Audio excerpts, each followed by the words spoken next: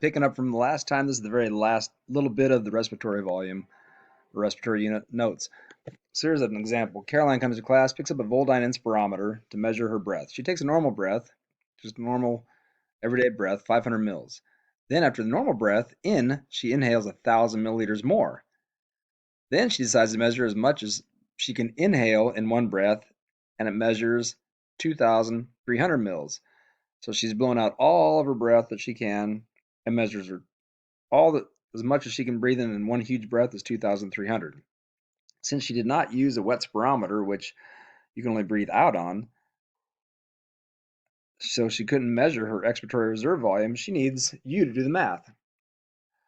So remember, vital capacity is equal to inspiratory reserve plus tidal plus expiratory reserve.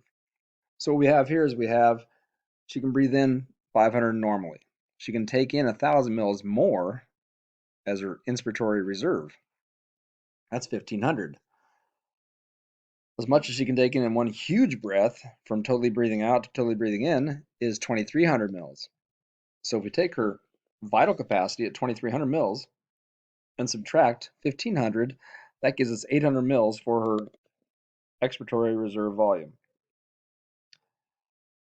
So we set that up here, and you can see the expiratory reserve volume is then 800 mils. Some fun pictures that you don't get to do if you're not in class. Playing with these spirometers, made a brand new one this year too. It'd be so much fun. Surfactant, very important. Alveoli are simple squamous epithelial tissues. They're very small and they'll stick together. Your esophagus sticks together. That's why you burp when air comes up. So surfactant is necessary. It's kind of like, again, WD-40. It's a fluid or like dishwasher soap. It keeps them from sticking together so they open up. So in the diagram down below, it shows alveoli with surfactant, they open up. Alveoli without surfactant will stay closed. There's many types of respiratory diseases, and one is a surfactant disorder where the body's producing either too viscous or not enough viscous surfactant, and the alveoli stick. Surfactant contains phospholipids and lipoproteins. Notice there's lipids in each, fats.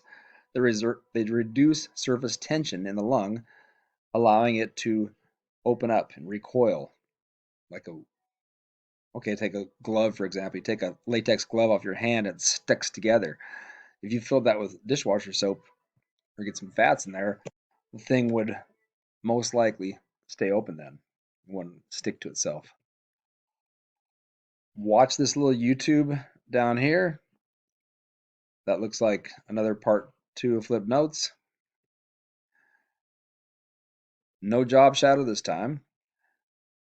No kitty cat to do a tracheotomy to. We just can't get him anymore. So sad. And keep studying.